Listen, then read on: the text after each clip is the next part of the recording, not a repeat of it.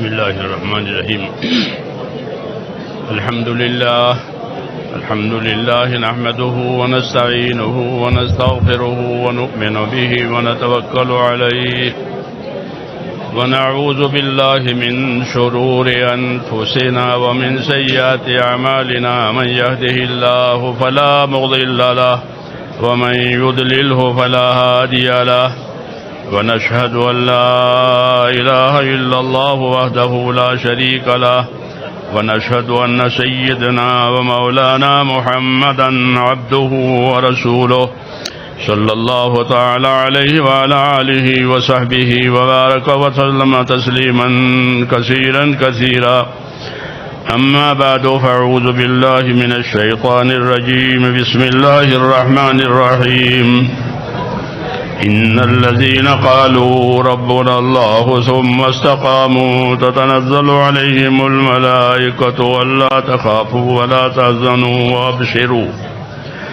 وابشروا بالجنة التي كنتم توعدون نحن أولياؤكم في الحياة الدنيا وفي الآخرة ولكم فيها ما تشتهي أنفسكم ولكم فيها ما تدعون نزلا من غفور رحيم ومن أحسن قولا ممن دعا إلى الله وعمل صالحا وقال إنني من المسلمين صدق الله العظيم.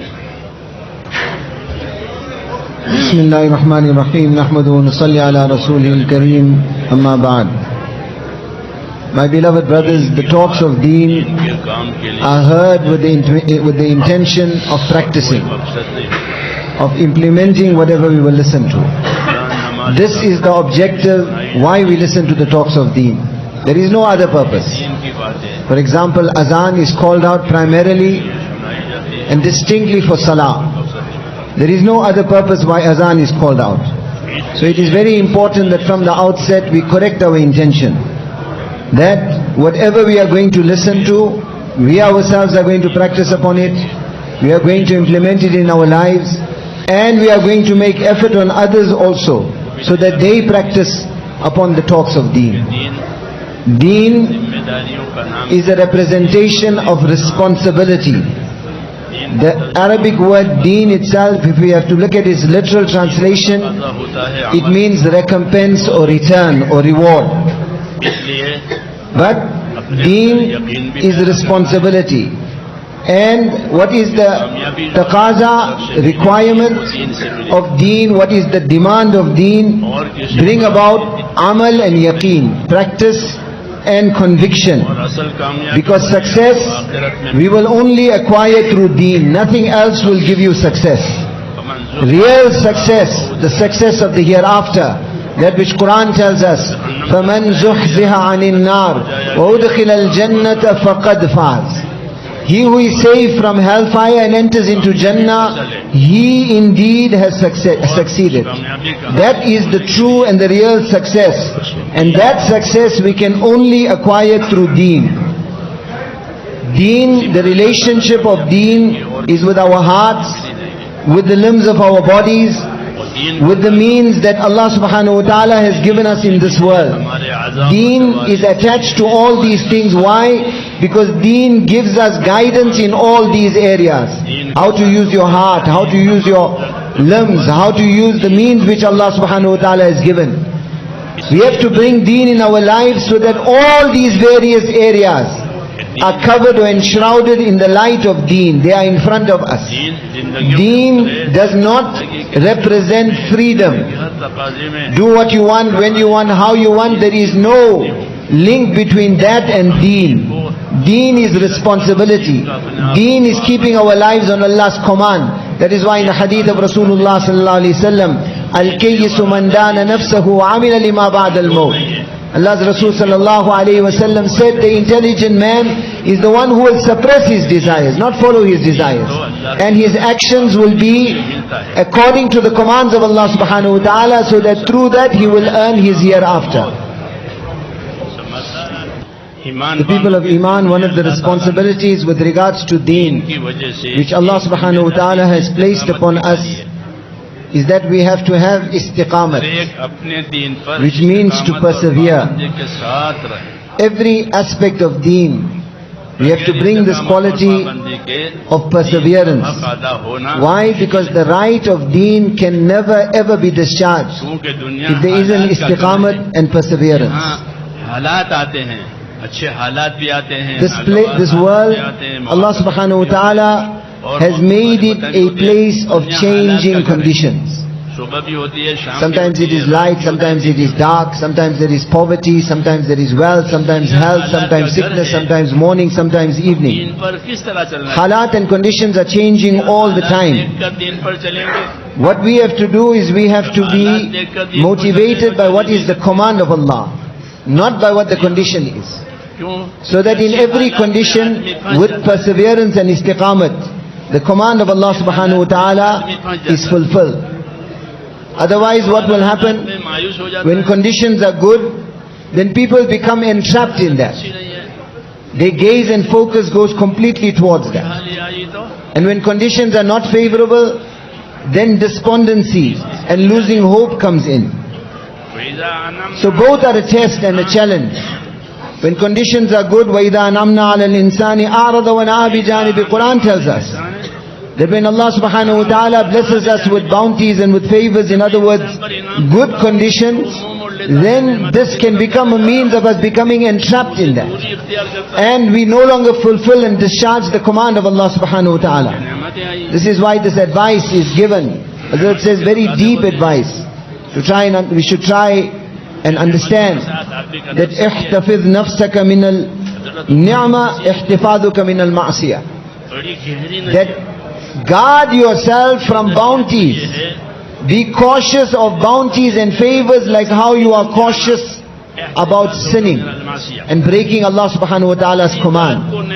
Why? Because once a person becomes habitual of ease and comfort, then it becomes very difficult for him to discharge the command of Allah subhanahu wa ta'ala. The sahaba of Rasulullah sallallahu alayhi wa sallam, both types of conditions came in front of them. Sarra and Darra. There was ease also. Initially it was difficulties and hardships. They withstood this. They went through great persecution, yet they persevered in the face of that. Then Sahaba Kiram themselves say, thereafter ease and comfort came, wealth came, the door to kingdom opened up. At that time also, this was harder for them to persevere. They had to face that challenge also. Why? Because the heart tends to get attached with ease and with comfort. So istiqamat in every condition for our lives to be on deen. This is what will bring us onto our maqsad and our purpose. And this is in fact the true shukr and gratitude we are showing Allah subhanahu wa ta'ala for His favors upon us. The mizaj and temperament of Anbiya alayhimus salatu was salam was that when Allah blessed them with favors, they utilized these favors to move ahead so far as their personal worship is concerned and so far as the effort of deen also is concerned. They utilized the favors of Allah subhanahu wa ta'ala to progress. Like we see in the case of Rasulullah Pak sallallahu alayhi wa sallam, after the conquest of Makkah, when the door to obstacles had been closed and kingdom and rulership had come, at that time Allah's Rasul sallallahu alayhi wa sallam exerted himself even more in the worship of Allah subhanahu wa ta'ala. And when asked about this, Nabi Pak sallallahu alayhi wa sallam said, should I not be a slave of Allah who expresses his gratitude to Allah subhanahu wa ta'ala? This is the way we show our gratitude to Allah subhanahu wa ta'ala. Anbiya alayhimus salatu wassalam, few of them, few Anbiya alayhimus salatu wassalam, Allah made them very wealthy. The door to acceptance was there. The door to obstacles had been removed. In the face of that, Anbiya alayhimus salatu wassalam used the bounties of Allah subhanahu wa ta'ala to progress even further. In their own ibadat also and in the effort of deen also. Certain Anbiya alayhimus salatu wassalam, such great wealth Allah gave them. Dawud alayhi salam, Sulaiman alayhi salam. They were given nubuwwat also. And they were given kingdom also. Sulaiman alayhi salam was given a kingdom the like of which no one else had ever received. Dawud alayhi salam was given a great kingdom. Normally the Bani Israel would oppose the Anbiya alayhi salatu wasalam. Yet in the case of Dawood alayhi salam, they did not oppose him. In fact, they joined him. What did these Anbiya alayhi salatu wasalam do? They increased their effort. One is the individual ibadat. Allah's Rasul sallallahu alayhi wasallam mentions about Dawood alayhi salam, that he would fast one day and he would make iftar one day. So great, he would exert himself in ibadat. And likewise, kana ya'kulu min amali yadihi. He would eat the fruit of his own labors. The Baytul Mal, the public treasury, was brimming over with wealth. Yet Dawood alayhi salam would not utilize that wealth. He would utilize the wealth that was the produce of his own labor. And with that, Dawood alayhi salam was engaged in the da'wat and propagation and teaching of the Zabur which had been revealed upon him. So we learn this from Anbiya alayhimu salatu wassalam, that in good conditions one should utilize Allah's favors so that one goes even further and one adopts istiqamat, perseverance in every condition. This is the true shukr of Allah subhanahu wa ta'ala, and this is how the effort will progress. We find, my respected brothers, we learn this from the du'as of Rasulullah sallallahu alayhi wasallam. Before we come to that, if we look at shukr, the ni'mat, if we look at showing gratitude to Allah subhanahu wa ta'ala, one is verbal shukr, the du'as which are taught to us by Rasulullah sallallahu alayhi wasallam. Then there is the shukr of the heart, to acknowledge with absolute conviction that, Ya Allah, you have given me these bounties. It is your favor upon me. If you had not given it to me, I would never have received this. And with this, the third way in which we show the shukr of Allah subhanahu wa ta'ala is that ni'mat and bounty which Allah subhanahu wa ta'ala gave us, use it in a manner that pleases Allah, where Allah ta'ala wants it to be used. This in fact is true shukr. And this is what we learn from the du'as of Rasulullah sallallahu alayhi wa sallam. Allahumma wa ma razaqtani fima uhib faj'alhu qutan li fima tuhib. And the other, that Nabi Pak sallallahu alayhi wa sallam was a Nabi who came with da'wat also, and he came with the effort of dua also. He taught us what were du'as to make also. If you look at the du'as of this dua of Rasulullah sallallahu alayhi wa sallam, that, oh Allah, that which you have blessed me with, which I like, bounties the heart gets attached to. That which you bless me with, which I prefer, Ya Allah, give me the strength to utilize it in that way which pleases you. So deen has to be learned. Deen is not just surface, in-depth. Let the reality of deen permeate, come into our lives. Learn these du'as of Rasulullah sallallahu alaihi wasallam with meaning, with understanding. Make Allah subhanahu wa ta'ala happy. And then we find the other part of that dua, وَمَا زَوَيْتَ لِي فِي مَا أُحِبْ فَاجْعَلُوا فَرَاغًا لِي فِي مَا تُحِبْ. Sometimes وَمَا زَوَيْتَ عَنِّي مِمَّا أُحِبُّ فَاجْعَلْهُ فَرَاغًا لِي فِيمَا تُحِبُّ. وَمَا زَوَيْتَ عَنِّي فِي مَا أُحِبُّ فَاجْعَلْهُ فَرَاغًا لِي فِي مَا تُحِبُّ. Sometimes Allah subhanahu wa ta'ala changes the conditions. Allah's ni'mat is taken away, and this type of thing happens. Sometimes a person loses his beloved child. Health becomes sickness. Likewise, a person may from wealth may go towards poverty. This type of thing happens. When that happens, this dua is taught to us that, Ya Allah, I love that thing. You took it away from me. Ya Allah, let my heart also turn away from that. And let my heart turn towards you. Let me free myself to utilize. Ya Allah, let me free myself to turn towards you, towards your pleasure. And do not let me lose hope and become despondent in that bounty which you have taken away from me. We find, my respected brothers, that these du'as are there as hidayat, as guidance for us to create istiqamat in our lives, to be paban and persevere upon deen in every condition. Why? Because this world is a home of changing conditions. Good conditions, difficult conditions. Good conditions, don't become trapped in them. Difficult conditions, do not lose hope. In every instance, keep the deen of Allah in front. The relationship of a believer with Allah subhanahu wa ta'ala is established through iman, through conviction, through developing the khawf and the fear of Allah subhanahu wa ta'ala. क्योंकि ईमान का ये Because every condition that exists in this world comes solely and primarily from Allah subhanahu wa ta'ala. भी हो अल्लाह से So we find that this is ये ईमान का तकाज़ा this is a taqaza and a requisite and a demand of iman, ईमान के तकाज़े पर that one के लिए should उसको रहमत develop his relationship with Allah subhanahu wa ta'ala, में ईमान के तकाज़े पर have hope in the mercy of Allah subhanahu wa ta'ala, और इबादत है। likewise have fear of the punishment of Allah subhanahu wa ta'ala, ईमान ये तकाज़ा करता है in order to discharge these taqazas and prerequisites of iman. अल्लाह की जाएगी। दूसरी बात These guidances are given to us जो हिदायत है so that our lives are brought onto this. ये ईमान Allah's इसलिए ibadat is only for Allah subhanahu wa ta'ala. How that ibadat should be carried out का ताल्लुक बढ़ according to the way that Rasulullah sallallahu alayhi wasallam showed us.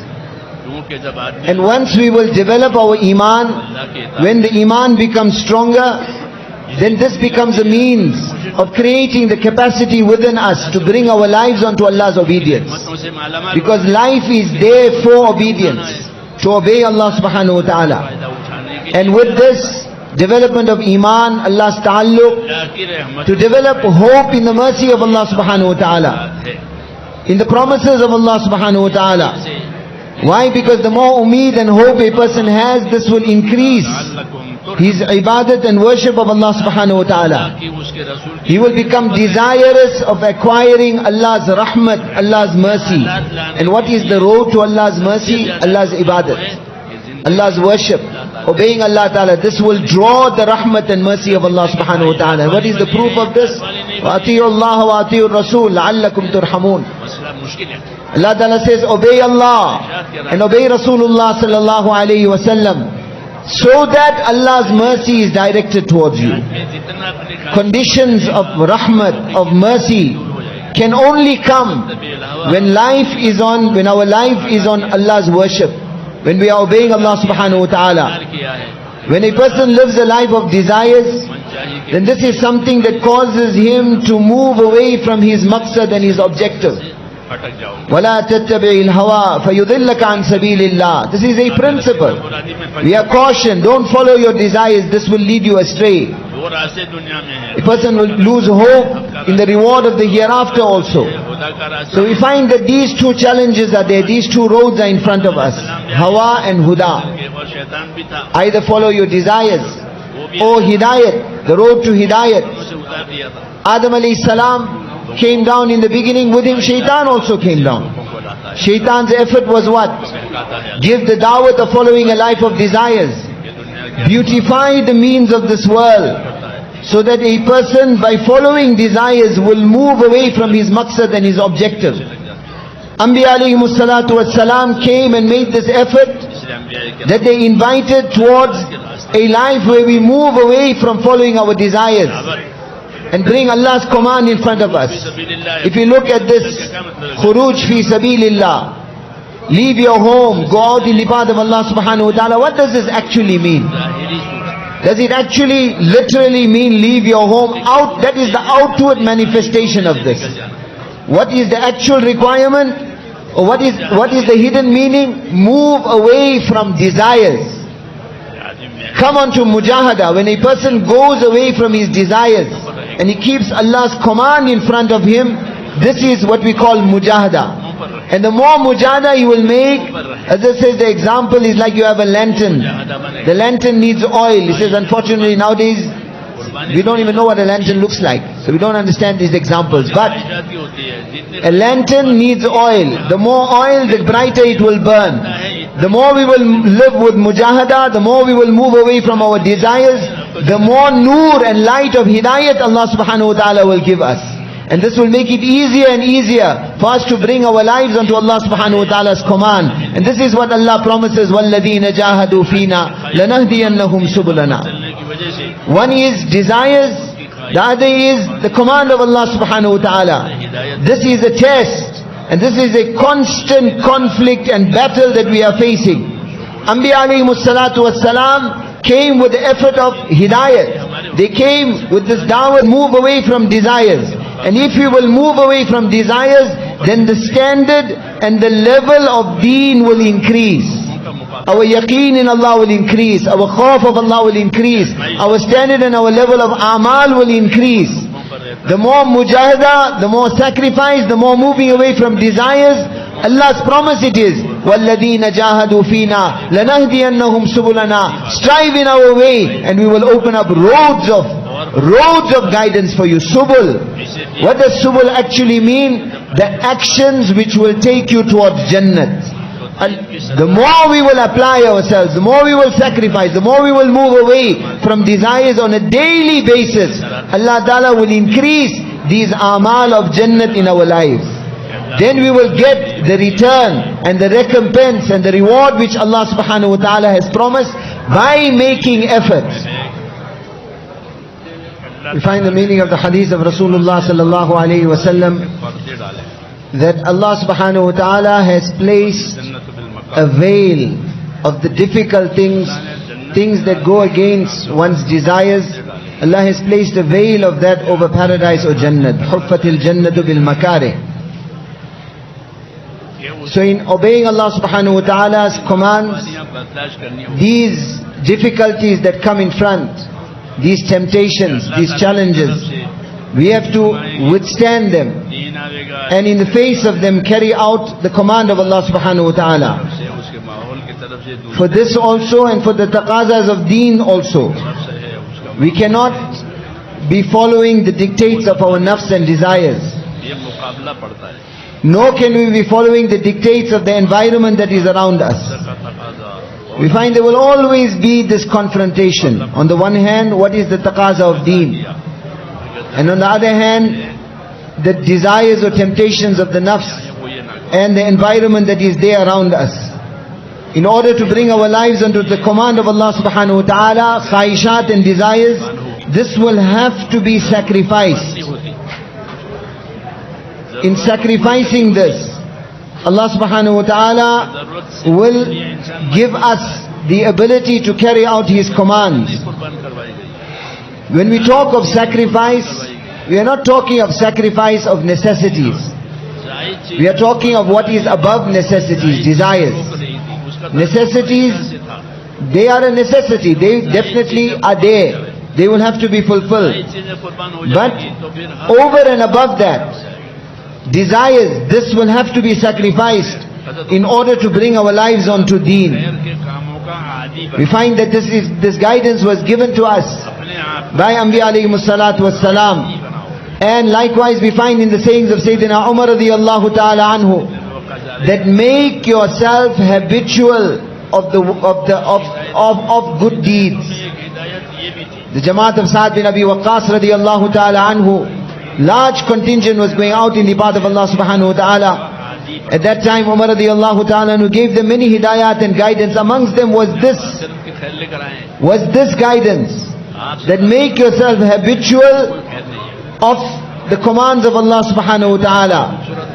Why? Because Allah's Rasul Sallallahu Alaihi Wasallam, everything that he brought, everything that is there in Sunnah, in the pattern of Rasulullah Sallallahu Alaihi Wasallam, there is goodness in it and only goodness. And there is no goodness in anything else besides the way of Rasulullah Sallallahu Alaihi Wasallam. And the avenues of goodness, of acquiring reward, that Rasulullah Sallallahu Alaihi Wasallam has showed us are many. Al-khayru kathir fil Islam. There are many avenues of goodness. Give a thirsty dog water to drink, and through that the person earns jannat. Why? Because the avenues of good are many. This is why Umar radiyallahu ta'ala gave this advice: make yourself habitual of good deeds. What does it mean? Make it a habit. Means do it daily, do it all the time. Then something will become a habit. We find that Imam Ghazali rahimahullah used to say that the practices of deen will first come into our lives as a habit, then gradually they will evolve into the worship of Allah Subhanahu wa Ta'ala. An example of this is a young child is taught salah. Salah is not farz on that child, yet the child is encouraged daily to make that salah, so that initially the child is performing salah as a habit. Then as the child matures, then the perception, understanding comes that now this is a responsibility. If I do it, I will get sahab, reward, and if I don't do it, I will get punishment. So now that habit takes on the shape or form of an ibadat, a worship of Allah subhanahu wa ta'ala. So how can something become a habit? It will become a habit if we will do it daily and do it regularly. Sometimes do, sometimes don't do. That is a game. Don't make deen into a game. We have to practice upon our deen in such a manner that our deen is kept in front. We should not make our deen subservient to our desires. Abdullah bin Mas'ud radiyallahu ta'ala anhu mentioned to his companions that today you are living in an age or a period where desires have been made subservient to deen. Deen is in front, and whenever the challenge of desire comes, the desire is sacrificed and the deen of Allah is fulfilled. He says the time will come, like we see today, the time or period that we are living in, where deen has been made subservient to desires. And people, unfortunately, with daleel also, they will bring proof, and thereby what was halal they will make, what was haram they will make it halal. Allah's right is that in every condition, Allah's order has to be the overriding principle. Our desires have to be subservient to Allah's order and Allah's command. Why? Because Allah is in charge, in control of every condition. Wallahu ghalibun ala amrihi. Allah Ta'ala has ghalba, Allah is overpowering over every situation and condition. So this is what is meant by mujahada, opposing one's nafs. Do not follow one's desires. In fact, the desire has to be made subservient to what is the command of Allah subhanahu wa ta'ala, because the taqaza of iman is to obey Allah subhanahu wa ta'ala.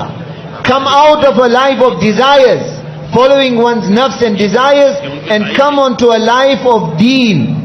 This is what deen is, my respected brothers. Deen is a composition of iman, that is ta'alluq and relationship with Allah and His Rasul sallallahu alayhi wa sallam. How? And then the taqaza of that deen, taqaza of relationship with Allah Ta'ala, is to bring our lives onto Allah's command. How can that be fulfilled? For that we need knowledge. Without the knowledge of deen, one's practice will never be correct. We understand this in a worldly sense. If someone wants to drive a car, he has to be taught how to drive that car. In exactly the same way, my respected brothers, if you want to practice upon deen, we need the correct knowledge, and Allah has created the capacity in human beings to acquire knowledge. Allama al-insana ma lam ya'lam. So deen is a composition of iman and ilm and knowledge. One has to acquire the correct knowledge. If you look at our kalima, La ilaha illallah, this is iman. Muhammadur Rasulullah sallallahu alayhi wa sallam, this is knowledge. How must Allah be obeyed? What is the way to success? What is the correct implementation of that? Rasulullah sallallahu alayhi wa sallam, that is Muhammadur Rasulullah. Allamaka ma lam takun ta'lam wa kana fadlullahi alayka azima. Allah said to Rasulullah sallallahu alayhi wa sallam, we taught you that which you did not know, and the virtue and favor of Allah subhanahu wa ta'ala was very, very great upon you. Conditions, means, and the resultant condition of those means. Everything is in the hands of Allah subhanahu wa ta'ala. Allah is the controller of every condition, every situation that happens which Allah wants, that which Allah doesn't happen, will never ever happen. So once this conviction is there of La ilaha illallah, then what is the requirement of that is to obey Allah. Bring a life of Allah Ta'ala's obedience in every branch, whether it is commerce, whether it is agriculture, whether it is politics, every branch. Bring the command of Allah subhanahu wa ta'ala. What is the deen of that branch? We find in the case of the previous ummats, they had some excelled in agriculture, in other lines, but they did not keep Allah subhanahu wa ta'ala's commands in front of them, so they were destroyed. Allah's Rasul sallallahu alayhi wa sallam came with the deen of every branch. Why? Because he was the last prophet. His deen was kamil, complete. That is why Nabi sallallahu alaihi wasallam said, Ya ayyuhan nas, inni rasulullahi ilaykum jami'a. Because he came with the deen of every branch. Bring deen alive in whatever your profession, whatever your branch, whether it is agriculture, whether it is commerce, whatever it may be. Bring Allah's deen alive in that, so that your yaqeen will be made, so that you will obey Allah with ikhlas, with sincerity. You will obey Allah subhanahu wa ta'ala in the correct manner. This is our effort to bring deen alive in every branch. And from the people of that branch, we desire nothing. We don't want the wealth of the wealthy people, nor do we want of the commerce, of the people in commerce, or the people of the rulership. We want to give you the noor and the light of whatever branch you are. In other words, the pattern of Rasulullah sallallahu alayhi wasallam. And this requires knowledge. We have to learn the deen of that branch in order to implement Allah subhanahu wa ta'ala's command in the correct way. That is why our deen is made up of iman and knowledge. Just as Allah subhanahu wa ta'ala has given us iman and knowledge, likewise Allah subhanahu wa ta'ala has given us what we call the abilities of our life and our wealth. If our life and wealth are utilized according to the command of Allah subhanahu wa ta'ala, then this is what will represent Allah's true remembrance, will make us zakir, those who remember Allah subhanahu wa ta'ala. If life and wealth is utilized according to one's desires, away from the command of Allah subhanahu wa ta'ala, this is something that will engender ignorance in us, and that will lead towards negligence. These two negative qualities, ignorance and negligence, Jahil and Ghafil, these are the qualities of the kuffar or the disbelievers. The true believer is conscious of Allah subhanahu wa ta'ala. He is one who corrects his actions according to the commands of Allah subhanahu wa ta'ala in every condition. In other words, istiqamat and perseverance in Allah's command. This is a taqaza, a demand of our deen. And another taqaza and demand and requirement of our deen is that we have to become helpers of the deen of Allah subhanahu wa ta'ala. Become da'is, inviters towards the deen of Allah subhanahu wa ta'ala. This is also a requirement of deen. Why? Because we are the final ummah. After us there is no other ummah to come. Likewise, Rasul Pak sallallahu alayhi wa sallam was the final Nabi. After Nabi Pak sallallahu alayhi wa sallam, there is no other Nabi to come. So this responsibility of Rasul Pak sallallahu alaihi wasallam has transferred itself upon us, and it is a taqaza and requirement of deen to make the effort of deen. However, the practice has to be correct. We have to know the way in which to carry out an action. Otherwise what happens is that it becomes a riwaj, a custom. When an entire group of people will do something incorrectly, that is called custom. And when an individual himself, one person has to do something incorrectly, that is called following one's desires. Our deen is pure, is free from customs. We are those who obey Allah subhanahu wa ta'ala's command. We make Allah ta'ala's ibadat according to the pattern that is shown to us. In every condition, whether ease, adversity, whether happiness, whether sadness, whether wealth, poverty, whether health or sickness, we are taught the correct way to practice and the correct way to make effort upon others also. This is da'wat. There is a way to give da'wat. Da'wat does not just mean spreading a message, but there is a procedure. It's not just talks. We have to give da'wat in the correct manner. Give da'wat with the correct conviction of Allah subhanahu wa ta'ala. Give da'wat with this conviction that the only one truly worthy of worship is Allah subhanahu wa ta'ala. And whatever Allah subhanahu wa ta'ala has commanded us with, this is the truth. And we have to have the total complete conviction on the power of Allah subhanahu wa ta'ala. Our da'wat has to be based on conviction. We find Allah's Rasul sallallahu alayhi wa sallam, this is there in his teachings. Nabi Pak sallallahu alayhi wa sallam once was on a journey. They stopped at a place. Sahaba were resting. Nabi Pak sallallahu alayhi wa sallam himself was resting. They were scattered around. So one enemy came, he stood in front of Rasulullah sallallahu alayhi wa sallam. In his hand was his sword. And he said, "May yamna'uka minni," who's going to save you from me? Allah's Rasul sallallahu alayhi wa sallam said, Allah will save you. A da'i has conviction in Allah. This is the way da'wat has to be given. So this person was overawed, as a result of which he started shivering. His sword fell down.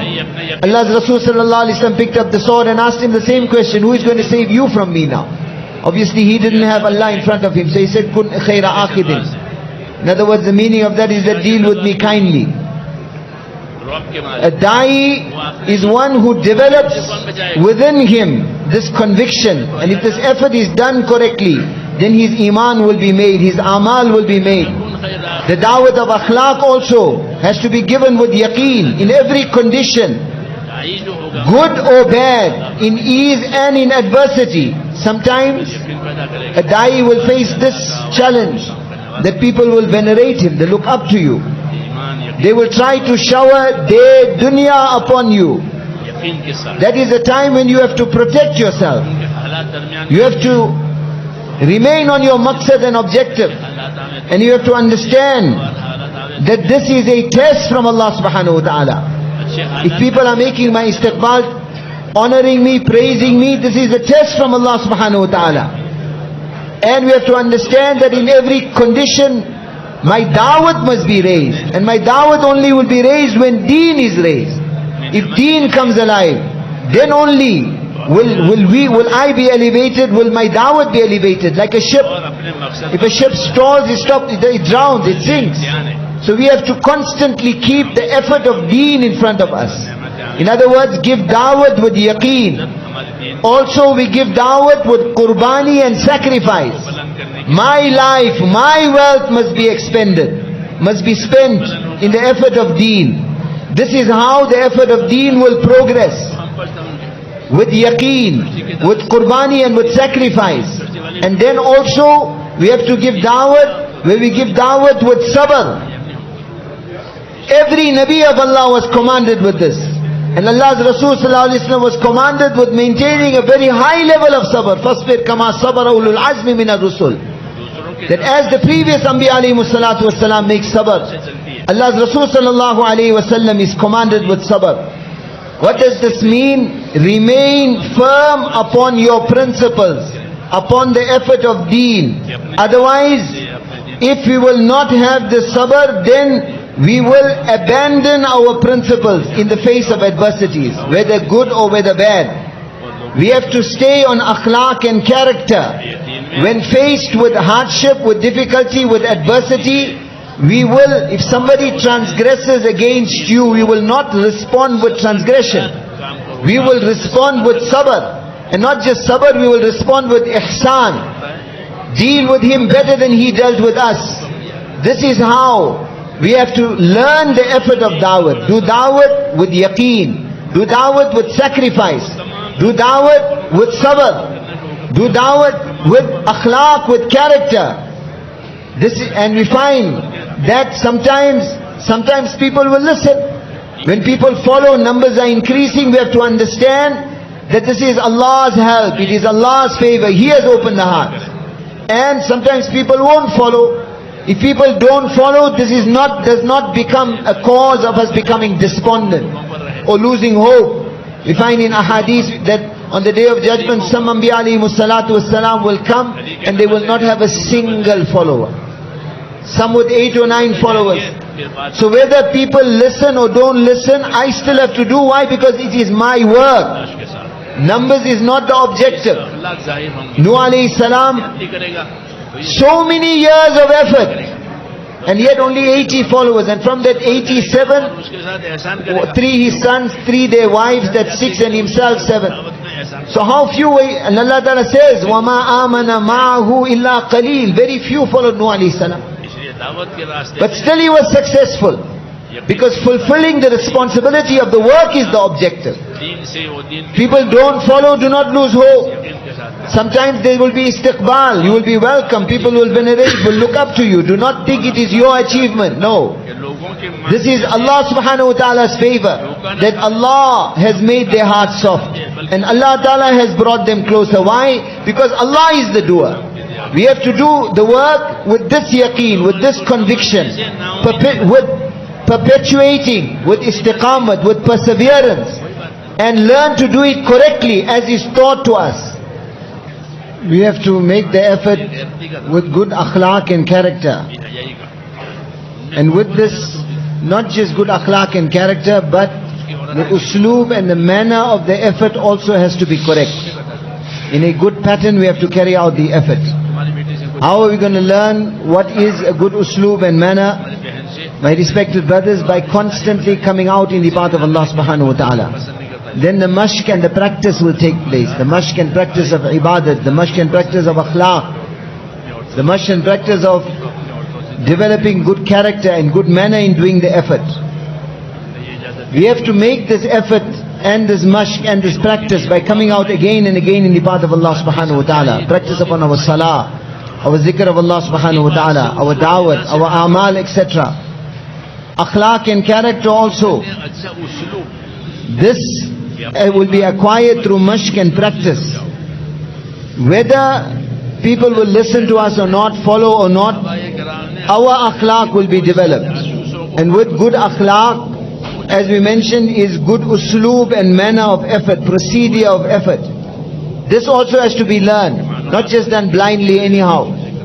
Like one person came to Rasulullah sallallahu alaihi wasallam and he said, "Idhin fi zina." Give me permission to commit zina. What a terrible and weighty thing this is. Shirk and zina, these are two things that no shariat allows them. Sahaba ikram became angry at such a request that was made directly to Rasulullah sallallahu alaihi wasallam. But how did Nabi Pak sallallahu alaihi wasallam deal with this? From this we learn having the correct manner and procedure of the effort. Again and again we have to come out in the path of Allah subhanahu wa ta'ala to learn how to give da'wah. What is the temperament of a da'i? What is his manner? What is the wisdom behind his effort? We find that the Arabs were a nation that had a lot of ghairat in them. In other words, they were very sensitive on this issue of modesty. So Nabi Pak sallallahu alayhi wa sallam, today we find we are living in a period where there is no shame or modesty.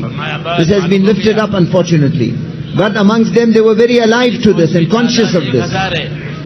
So Nabi sallallahu alayhi wa sallam asked him that, how would you feel if someone made zina with your daughter? Would you be happy? He says, no, I'll be upset. Someone has to do that with your sister, and like that his other female relationships. Each time he answered in the negative. So then Allah's Rasul sallallahu alaihi wasallam said, you have asked me for permission that you want to commit zina. The lady, the woman who you will commit this act with, she is somebody else's sister, somebody else's daughter, somebody else's aunt. Just like it would hurt you, what about it will hurt that person? And then Nabi Pak sallallahu alaihi wasallam made dua for him. So from this we learn da'wat, we give da'wat, and then we have to make dua also. And then Allah Ta'ala made it such that in the heart of this person he developed a great hatred for zina. So do the effort in a good manner, what is called with good usloob. Another example of this we find in Badr. The Sahaba Kiram, some of the spies of Abu Jahl, they were caught by the Sahaba. They had come to spy what's the situation of the Muslims, what the numbers, what their means, etc. are. Now that they were caught, Sahaba started questioning them. What are your numbers? What provisions have you come with, etc. When they refused to divulge this information, Sahaba became upset, started dealing with them harshly. Allah's Rasul sallallahu alaihi wasallam asked them what is going on. When this report was given to him, Allah's Rasul sallallahu alaihi wasallam said, don't do that. And then he asked them, he asked these prisoners who had come, who were actually spies, that tell me, how's the food with you all? So they said, very good. How many camels are you slaughtering every day to feed the army? So they said, we're slaughtering 10 camels. So straight away Nabi sallallahu alaihi wasallam said, their numbers are known now. Why? Because one camel is slaughtered to feed 100 people, so 10 camels, so their number is 1,000. So in other words, they are 3 times the army of the Muslims. Through da'wat, we have to make people understand our deen, but do it in a sweet manner. Do it with akhlaq, with character. with the correct mannerism, then this is how people will come closer towards deen. If our temperament is going to be harsh, then this will distance people, and this will bring shar and evil into existence. How are we going to learn this? Learn this from the old workers that have come out in the path of Allah, by coming out with them. Learn this from those whom Allah Ta'ala has given the understanding. You find, my respected brothers, by doing the effort of da'wat, the help of Allah Subhanahu wa Ta'ala will come. And through da'wat, Allah Ta'ala's deen will come alive. We have to have this conviction. But this da'wat has to be with akhlaq, with character, with sacrifice, with sabr, by utilizing our wealth and our life which Allah Ta'ala has given us in the correct manner. We have to learn this and understand this. For this, my respected brothers, we have to come out again and again in the path of Allah and make effort on every branch or field of effort. Whether it's agriculture, whether it's business people, whether it's professionals. Why? Because Allah's deen has to come alive in every branch. For deen to come alive in every branch of people, we have to make effort on them and take them out in the path of Allah Subhanahu wa Ta'ala. Allah Ta'ala has given this ummat life and wealth for the sake of deen. Life and wealth in reality is a trust and an amanat, and Allah has given it for deen and the effort of deen. Maulana Ilyas Sahab Rahmatullah Alayhi used to say, Allah Ta'ala has given the Muslim ummah life and wealth like the provisions of an army. Provisions of an army are given for what? For the work of the army, for the betterment of the populace. In exactly the same way, the life and wealth of a Muslim has been given so that deen may come alive in our lives and deen may come alive in the whole world. In other words, to make the effort of deen, life and wealth has been given for that as an amanat and a trust. So these two things, one is istiqamat, we persevere upon deen, and the other is the nusrat of Allah's deen. Utilizing our life and wealth for the effort of deen in the correct manner. This is what will bring deen alive. This is what will give water to the effort of deen. That is why life and wealth is an amanat. Allah Ta'ala has given it for us to utilize it for the effort of deen. And what will Allah give in return? Allah will give us jannat. This is why when the Ansar of Medina asked Rasulullah sallallahu alayhi wa sallam that if we sacrifice our life and wealth, what will Allah give us? Nabi sallallahu alayhi wa sallam didn't say Allah will give you position or victory. He said Allah Ta'ala will give you jannat.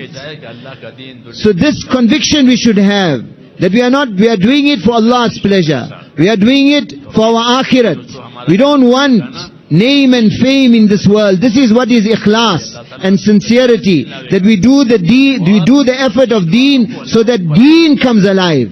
Deen must come alive in this world, and Allah Ta'ala's name must be raised in this world. Then Allah Subhanahu wa Ta'ala will elevate us. Whether the people follow or not, my respected brothers, that is not the objective. But Allah Ta'ala's deen must come alive. And we find when deen comes alive, then automatically Allah Ta'ala will bring the actions of people in conformance with deen.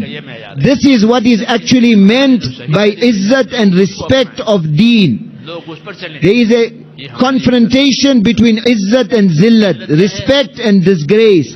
What does disgrace mean? What is zillat? When we abandon our deen and follow the way of the people of batil, this is disgrace. And what is izzat and respect? When our deen is elevated, by doing the effort of deen, Allah will elevate deen. Allah will bring the practice of deen alive, so that even the people of batil will leave their way and they will follow the way of deen. When this effort is done correctly, my respected brothers, this is when Allah will give izzat. And Allah Ta'ala will remove us from the way of zillat, in other words, following the way of the people of batil. This is Allah's in'am and Allah Ta'ala's favor upon us. So this is something that has to be learned, understood. This effort has to be learned and acquired. Done with these qualities, done in the correct manner, done with character, done with sacrifice, done with sincerity, done with expending our life and our wealth. So to learn this, we have to come out and come out again and again.